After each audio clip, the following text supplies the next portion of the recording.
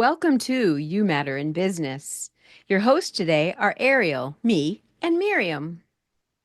Your heart, your brand story, and your success because you matter in your business. Hi, and welcome to You Matter in Business this week. Hi, Ariel. How are you doing? I'm doing good. How are you? I'm really good, thank you. So, this week, we're discussing something that I think is an incredibly important subject. And I'm really keen to understand how you see it from your point of view. So this week we're talking about self-worth, about our own personal value. So tell me, Ariel, how does that work for you? How do you define it in your life? My own self-worth? Uh-huh.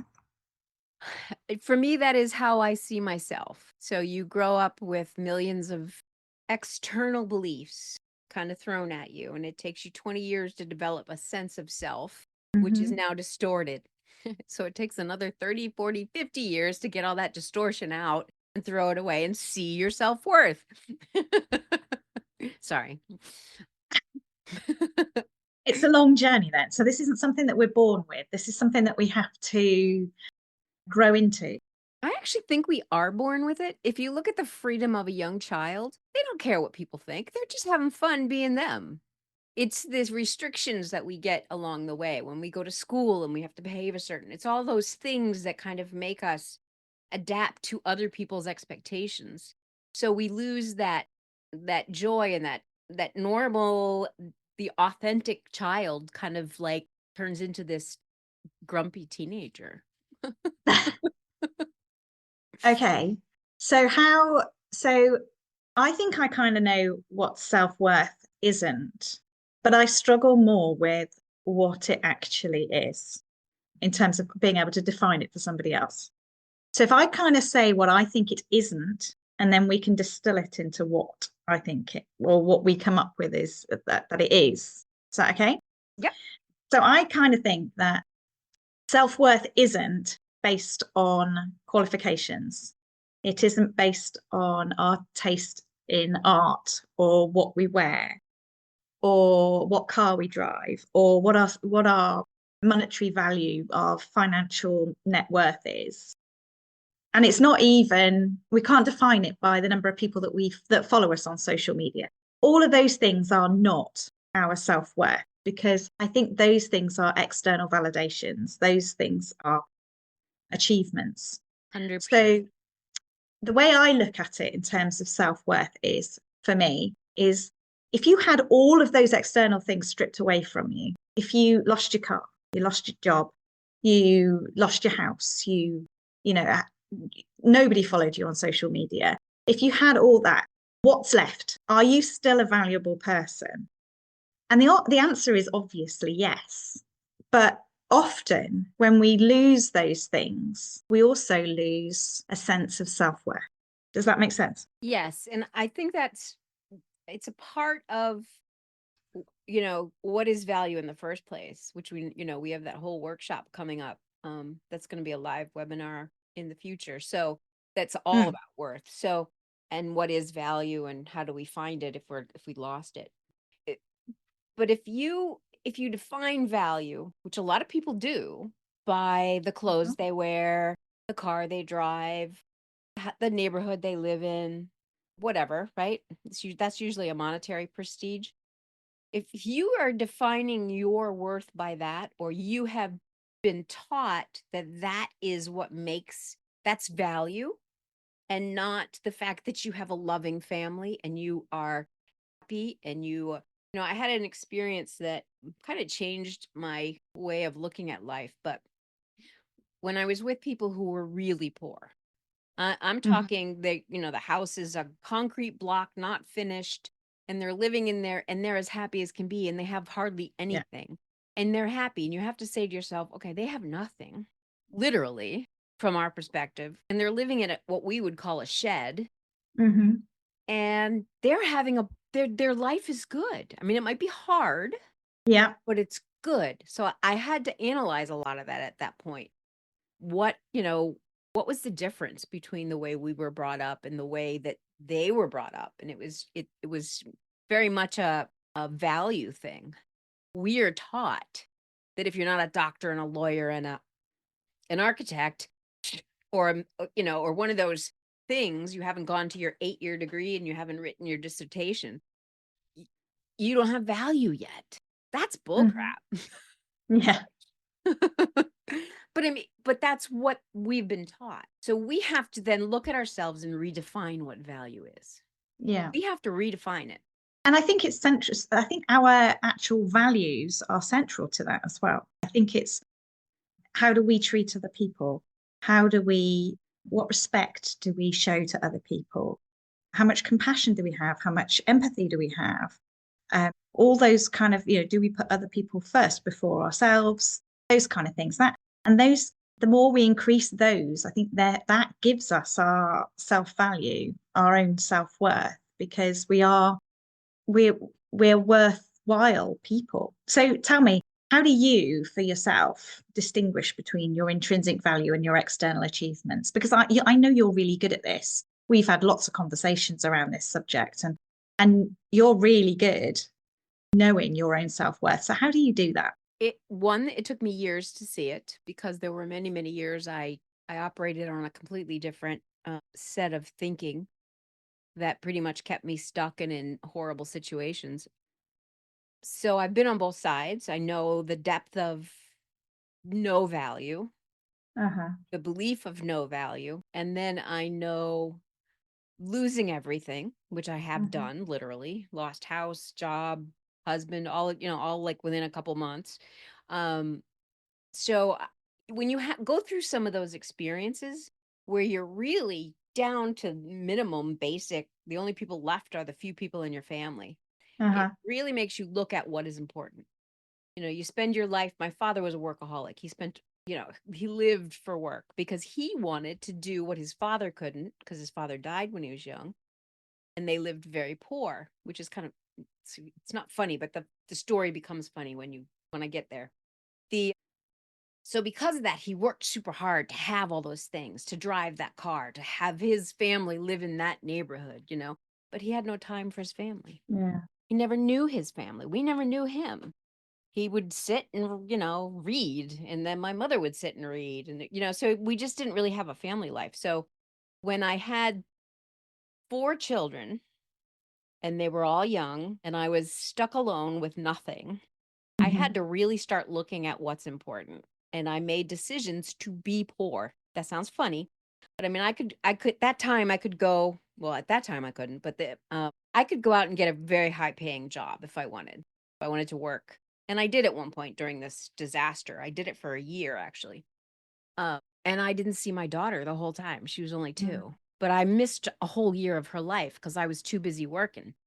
And, you make decisions and you realize they're not working and you've got to change them. So I Mm-hmm. just said the heck with that.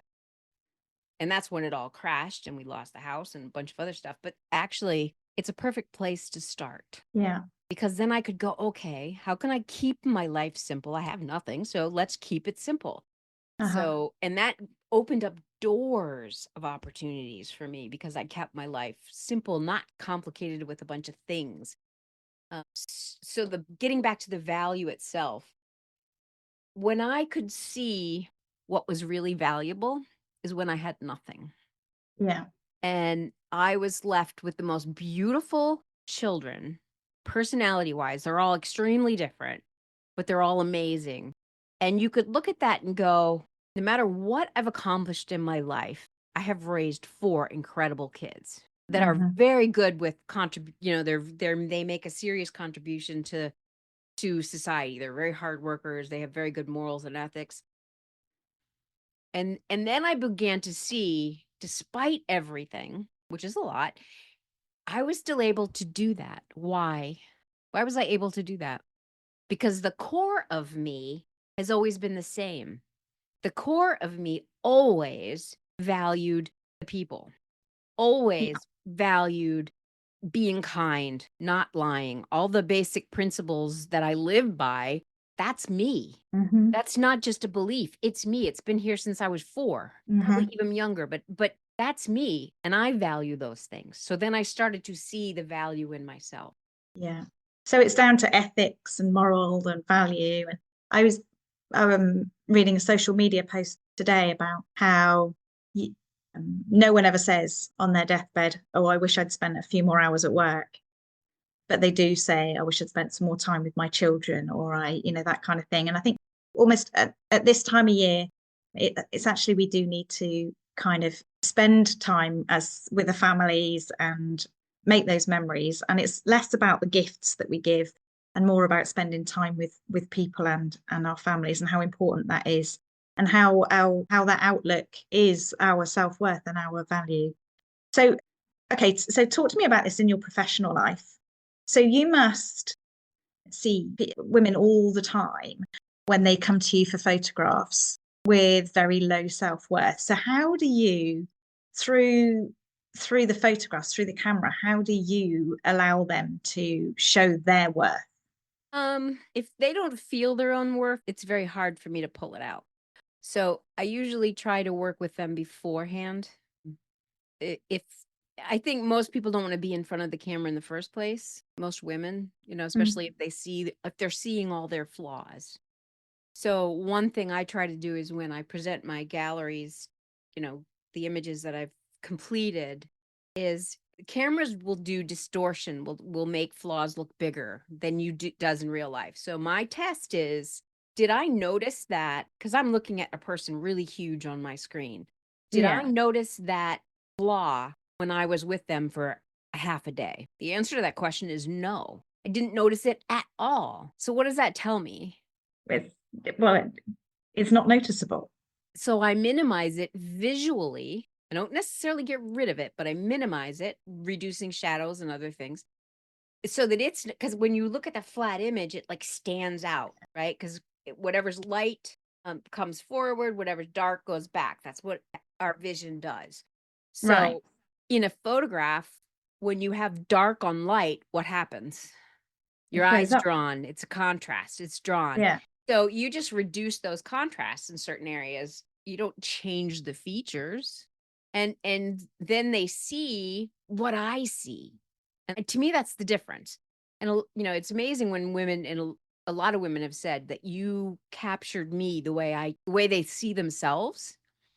And instead of, like, a lot of times you'll go and you'll go, man, that doesn't look like me at all. Well, that's not what you want, right? Or I look horrible or I don't whatever, know. but I don't know. I'd quite like to have photographs that are not me. we can use AI and make ourselves all kinds of things nowadays, but that's not really authentic. But anyway, it's fun, but so there is a little bit of a mind. I have to do a little bit of well, actually a lot of encouragement. Not for every client, because some are very self-confident, but the ones that aren't, I just work a little extra hard to make them feel confident that I've got them. I'm going to take care of them. They don't have to worry about anything. Don't know how to pose. They don't know where to put the hands. We'll work it out as we go, and we'll play. I use play a lot in this because Hmm.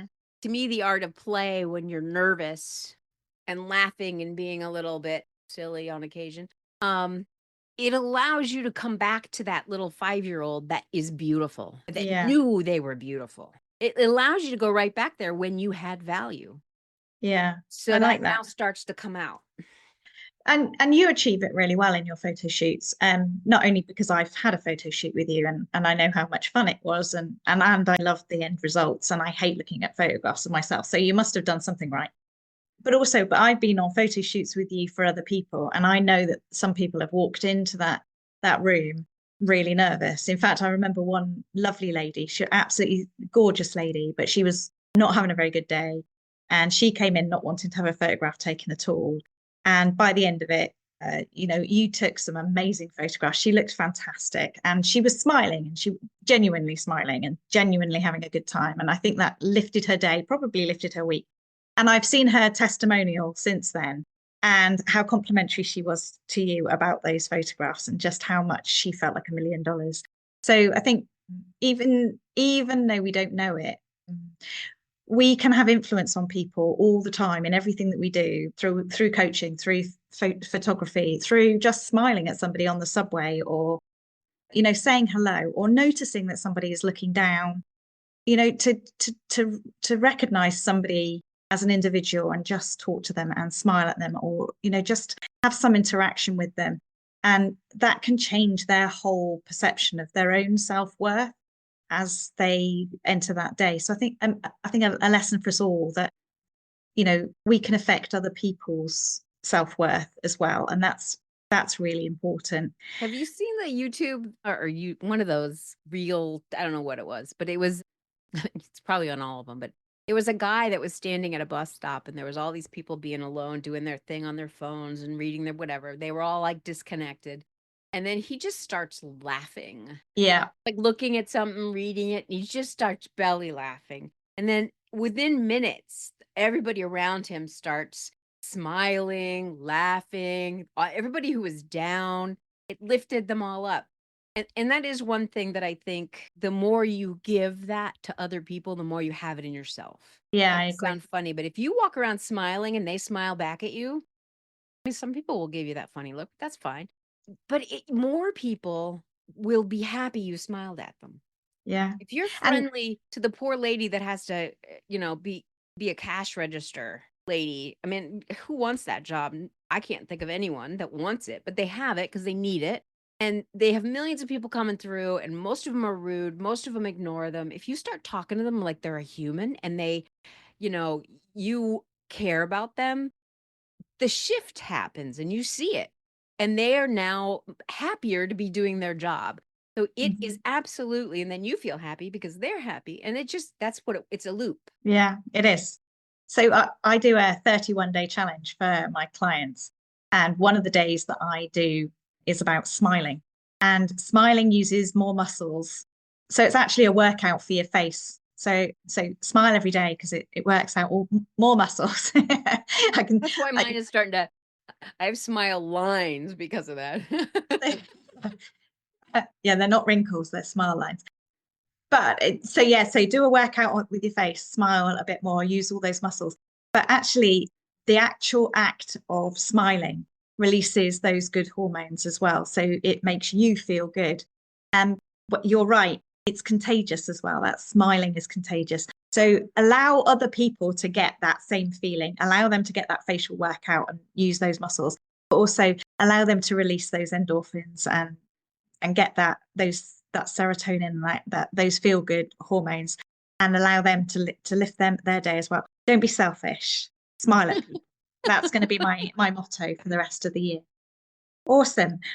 Thank you, Ariel. I've learned a lot from that today, and I hope our listeners have as well, and that they can analyze for themselves what their own self-worth is and work out ways of increasing their self-worth. Thank you. Well, thank you. We're going to come back with talking about self-doubt. Goes along with worth. Usually the reason why we don't have self-worth, or one of the reasons, is because we have self-doubt. So we're going to come back again and talk about that. Can't wait. Anything you want to tell the audience about? Some fun stuff that's coming along? We know we got retreats coming. And I do think we need to say one thing about the retreats before we close off on this one. Just for clarity, the way the retreats work is you curate the place, the venue, based on the needs of the client. So you can't have the venue and then ask the clients to come, because if I pick a Victorian home, just as an example, I'm being extremist, but if I pick a, Florida Victorian and you're very modern, you're not going to like that. Right? So it has to match your brand and your message and your future self. It just has to.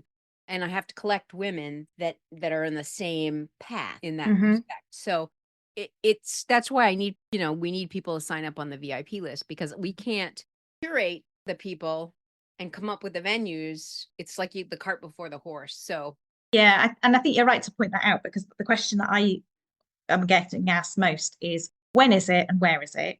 Exactly. And both of those questions rely on us putting the teams of people together. So there's only going to be 4 of them in each of the retreats, but we need to get the right 4 put together in the right venue to make sure that the photographs and the messaging that they draw out through the retreat that we can get the right message for them that they're going to be able to use for the rest of the year. As you say, it has to match the people.